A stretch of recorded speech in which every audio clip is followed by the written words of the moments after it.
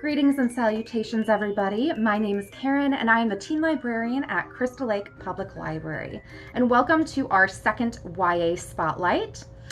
Since it is almost spooky season, we are going to be talking about the best in horror. We have zombies, we have ghosts, we have possessed dolls, we have monsters, and I truly think there's something perfectly creepy for everybody here. Our first spotlight is The Forest of Hands and Teeth by Karin Ryan. And this is one of those I hate that I love you books. The literature community is pretty divided on this novel, with some people mostly loving it, or mostly hating it, or people like me who kind of fall into both categories. The novel starts in an isolated village run by the Sisterhood, which is basically a government of nuns, and the Guardians, who are a religious police force. This fence-enclosed society is the only protected place in the middle of the Forest of Hands and Teeth, where the unconsecrated roam free. Now, the unconsecrated are what we would call zombies. It's kind of Karin Ryan's take on it. They can be fast. There are a few fast ones, but for the most part, they're slow and they can't actively climb. Like, they can clamber on top of each other, but the way that these villages normally work are by using raised platforms that citizens can climb up and get away from the zombies until every one of them is killed. So, the truth in this village is that so long as you follow the Sisterhood's rule, they will keep you safe. For villagers, life is pretty simple, especially for women. You either get married young, around the age of 16, we see at their harvest festival, or you join the Sisterhood and become a nun. Mary's story begins with her inner struggle over which of these paths to take, as she's one of the last ones to be asked to the harvest festival, where there's basically a week long of wedding ceremonies. In a short period of time, Mary begins uncovering unsettling secrets about the village, things that the Sisterhood and the Guardians have been keeping from them. When the village is overrun with unconsecrated, Mary has to make the choice between her people and herself. Enjoyable parts about this novel is the slow unveiling of secrets. There's so much joy in trying to guess what's about to happen next that I'm flipping these pages and I'm like, what is going on? And I read this book originally about a decade ago, and I was engrossed in the story and the world that Karin Ryan built. To me, one of the facets of a great novel is a story that sticks with you over time, and this book has done that for me, drawing me back years later to re-experience Mary's world. What we get to see in this book is a sheltered girl living a melancholic survivalist life who's torn between the hope of God and the misery of her reality, all while trying to be a teenager with warring love interests. I'm not personally a fan of zombie books, but I couldn't put this one down, and it goes to show that I've read it about 3 times now. It goes deep and it goes dark, and I think that's where the I hate that I love you comes in, because the writing is not the best. It's not super challenging, and all of the characters are flawed. There's not one character in this book that I think I was like wholeheartedly rooting for the entire time.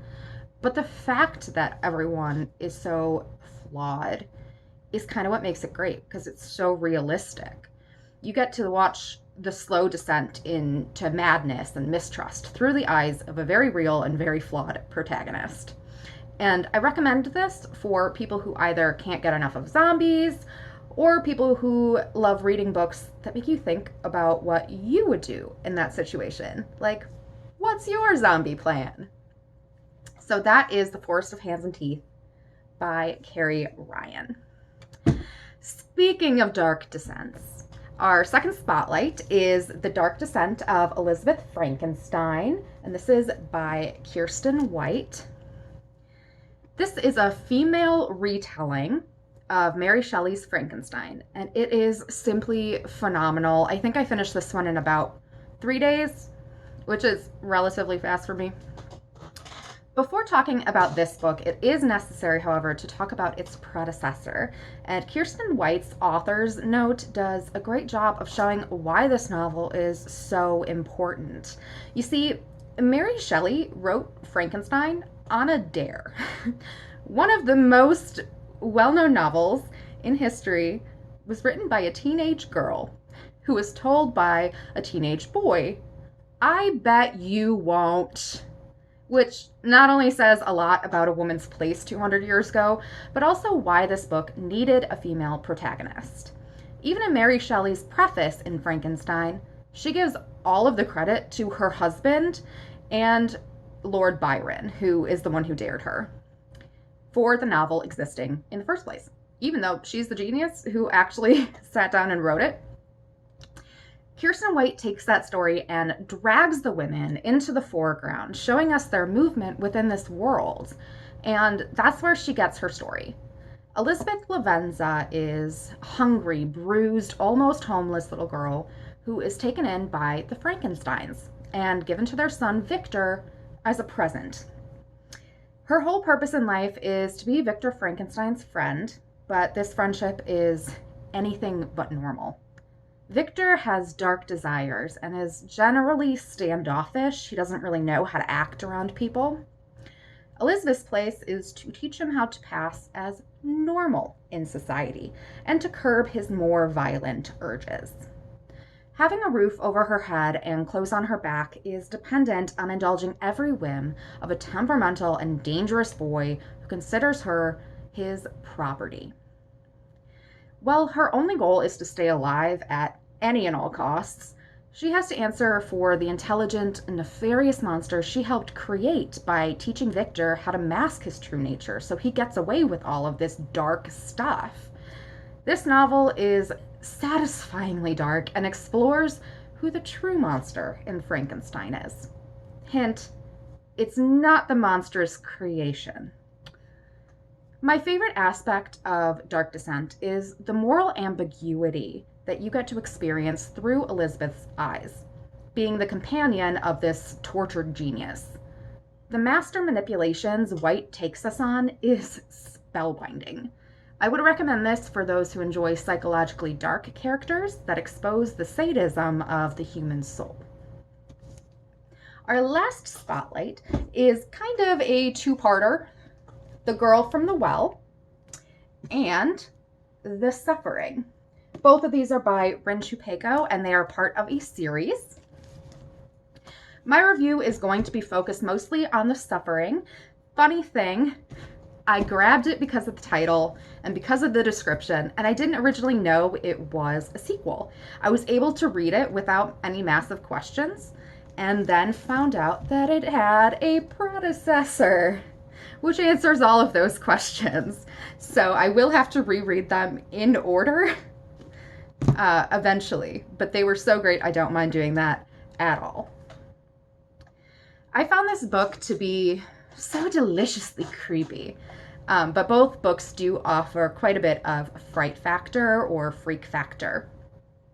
This series follows teenager Tarkin Holloway. He is half Japanese, half Caucasian, and Okiku, who is the soul of a young Japanese girl who's wandered for centuries after being murdered and denied peace in the afterlife. Okiku begins to take vengeance on murderers and frees the souls of their victims. When she ends up in the States, she comes across Tark, who just so happens to have an evil spirit possessing him and making him a murderer, which clearly would make him Okiku's natural target.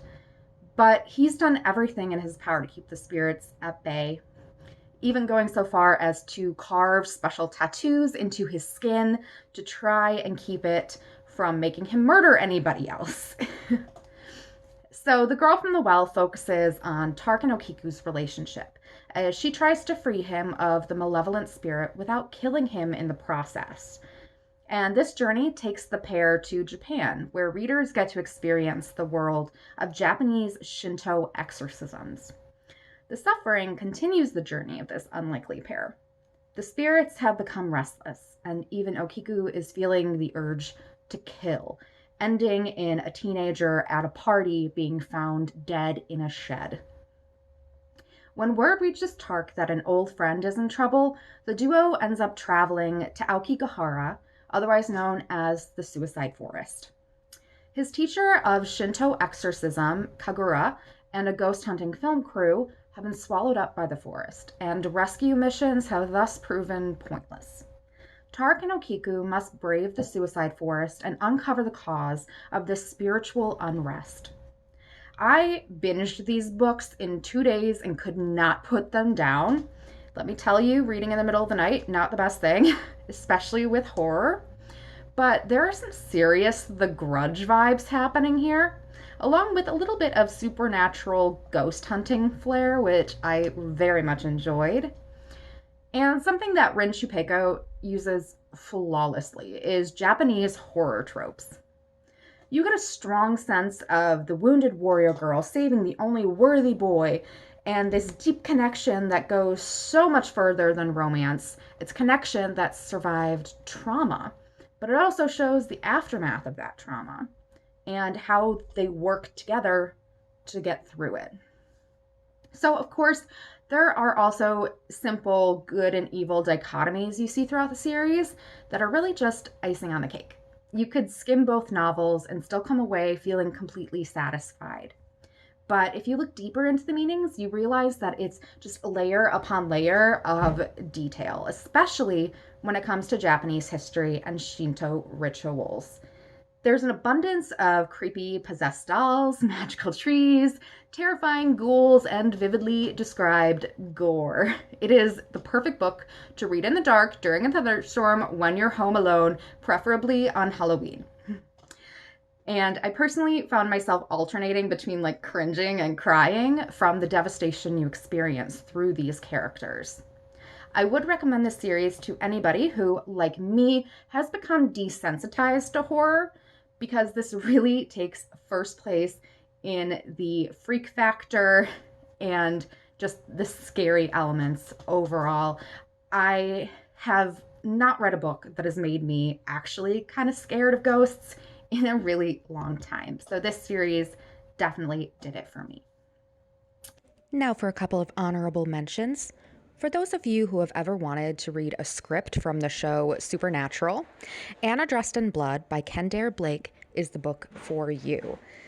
Cass, son of a Wiccan mother and a ghost hunting father, takes over ghost busting after his father's death. They move around a ton, and he is an accomplished ghost killer until he meets Anna, a teenage girl murdered in Canada on her way to a school dance.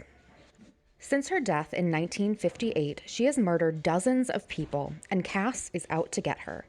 Strange circumstances lead Cass to find a way to release Anna from the evil inside of her. My next mention is There's Someone Inside Your House by Stephanie Perkins. This book is going to be for people who want more romance than scare in their horror novels.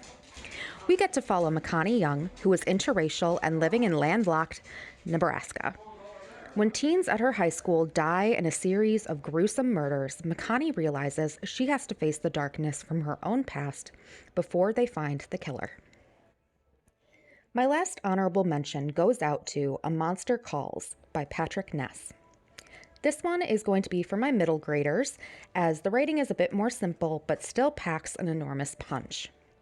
This is the only one of our novels that takes place across the pond in England, where Connor, a boy who suffers from terrible nightmares, is living with his mum, who is dying of cancer. This book gives serious Christmas Carol vibes because when Connor is confronted by a tree monster, the monster tells him 3 stories over 3 nights that can explain the meaning behind his nightmares. Throughout the novel, Connor grapples with courage, faith, trust, and loss.